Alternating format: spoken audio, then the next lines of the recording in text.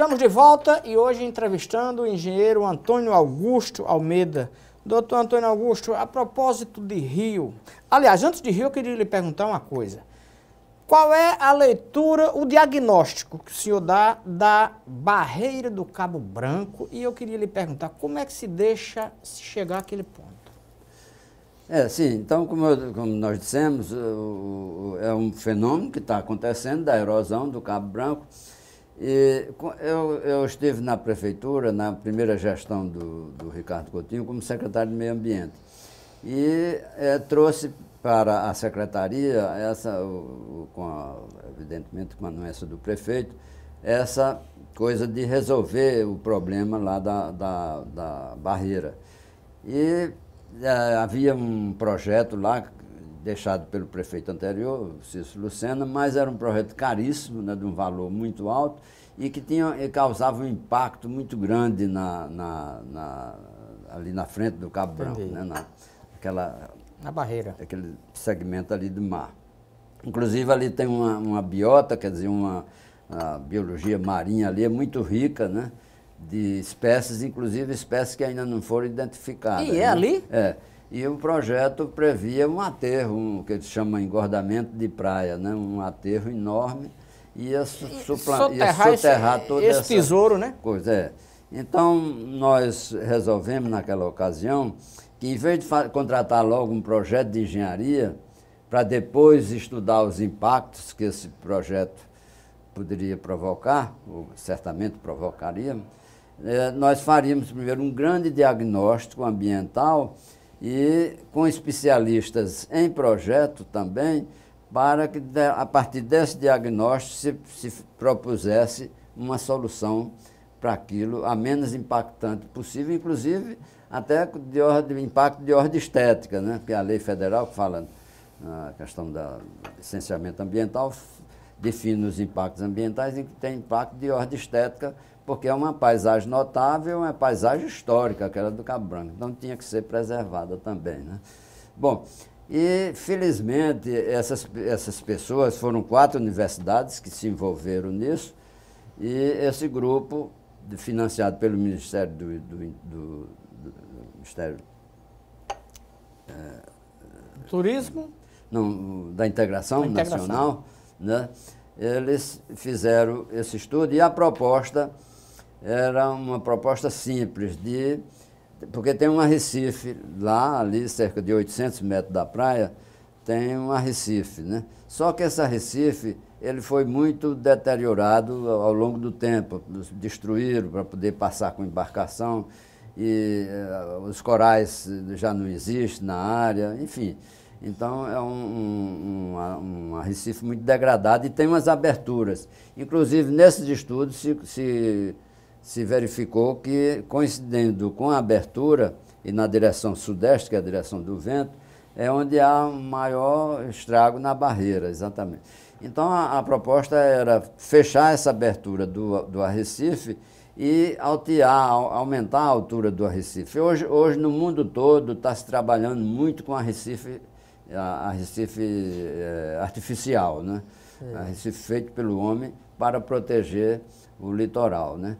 E o nosso litoral, na época do descobrimento, e mesmo até na presença dos holandeses aqui, os holandeses falavam demais nos arrecifes, né? Que eles descreviam toda a nossa orla, né? Poxa. E esses arrecifes, eles existiram toda a vida, né? Só que com a presença do homem, eles foram degradados, né? Então, a proposta era, nesse sentido, seria feito isso com blocos de pedra e uma pequena obra de intervenção junto à barreira, mas feita com blocos de pedra também, para não alterar a paisagem, né? Para que, quer dizer, era uma solução que, digamos assim, não eliminava totalmente a agressão à barreira, mas diminuía muito, e para que esse restante que continuasse de ação do mar na barreira, esses blocos de pedra dispostos lá no pé da barreira. Isso significa que a deterioração é inevitável? Bom, por conta disso, que é um fenômeno natural, né? Não tem então como. Sempre tem essa possibilidade. Mas esse projeto, ele praticamente resolvia, porque reduzia cerca de 80% a energia marinha, né, responsável pela destruição do pé da barreira, e esses outros 20% de força de energia da água ainda batendo na barreira seria anulado com essa colocação desses blocos de pedra de rocha. Até se pensou na própria rocha, que tem muita lá no Cabo Branco, que é a laterita, né, que é uma rocha formada de argila oxidada, né, cimentada, e ela é meio avermelhada, né? Então se colocaria os blocos de pedra nesse sentido. Mas, pronto, não sei por que até hoje não se fez. Aí está ali parado, né? Se redimensiona o projeto. E a barreira se acabando. E a barreira vai se acabando. Quer dizer, a solução está apontada, é essa. Falta fazer o detalhamento desse projeto de engenharia. Aí acharam que, porque transportar umas pedras, tinha que fazer, não sei o que, enfim. Complica, né? A boca miúda se comenta que a construção da Estação Ciência foi um crime ambiental. Ali foi uma agressão à natureza. É verdade ou é muita conversa? Infelizmente, eu tenho que dizer isso. Eu trabalhava na prefeitura, infelizmente eu fui, o senhor foi digamos contra, assim, voto vencido. Foi? O que é que se perdeu com a construção daquela Estação Ciência, do ponto de vista de preservação do meio ambiente? Na época, o prefeito, então prefeito, ele criou um decreto, aquilo devia ter sido criado por lei, um parque, não é? E isso, inclusive, foi que anulou, digamos assim, o fato de uma reação maior contra a Estação Ciência. Ele criou um parque de 64 hectares, que era um sonho dos ambientalistas, era ter um parque ali em cima do Cabo Branco. Aí ele agradou os ambientalistas, deu um afago. Um projeto de Niemeyer ali, que inicialmente era mais próximo da barreira. Mas aí, inclusive, eu fui contra e puxou-se mais para o interior. Você ainda conseguiu isso? 100 metros, né?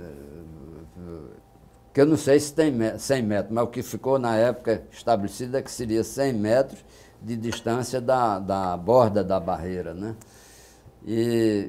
Mas o projeto, aparentemente simples, que a gente via em maqueta, essa coisa, quando foram fazer, fizeram um movimento de terra imenso, um aterro enorme, impermeabilizou toda aquela área, então realmente aquilo causou e está causando um impacto grande e tem uma contribuição grande para a destruição da barreira. Porque a destruição da barreira também não é só pelo mar.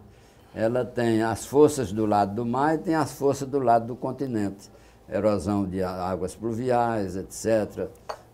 Quer dizer que o parque não era aquele projeto ali, não. Era outra coisa. O parque até hoje não se falou mais, né? Que era o que fez com que eu pessoalmente concordei, acabei concordando, porque se ganhava um parque, né, grande ali, mas foi uma coisa assim enganosa. Me desculpe os responsáveis, inclusive o prefeito que faleceu, mas foi uma enganação, né? Foi, né? Com o avanço da barreira, é possível que daqui a alguns anos aquela estação esteja ameaçada? Porque ela vai avançando, ou não? Bom, é difícil a gente prever, porque não se sabe se realmente vai o governo, a prefeitura, enfim, com recursos do governo federal, se vão fazer uma obra de contenção ali. Se essa contenção que nós falamos vai ser feita, né? Aí se fizer uma correção da questão da drenagem, já andaram fazendo uns arremedos, mas não um projeto mais sério, porque a questão das águas pluviais ali da Estação Ciência estão contribuindo, as águas pluviais estão contribuindo muito também para a destruição da barreira, né?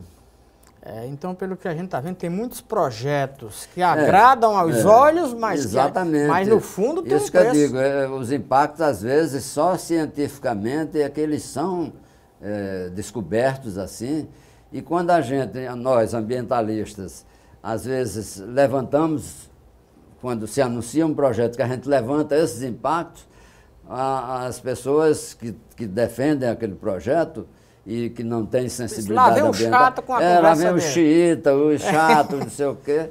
Mas, na verdade, a gente está querendo que aquilo seja melhor estudado e que sejam mitigados esses impactos ambientais. Pois é, a gente vai aprofundar essa conversa, fazer um breve intervalo e voltamos já. Daqui a pouco o Dedinho de Prosa estará de volta.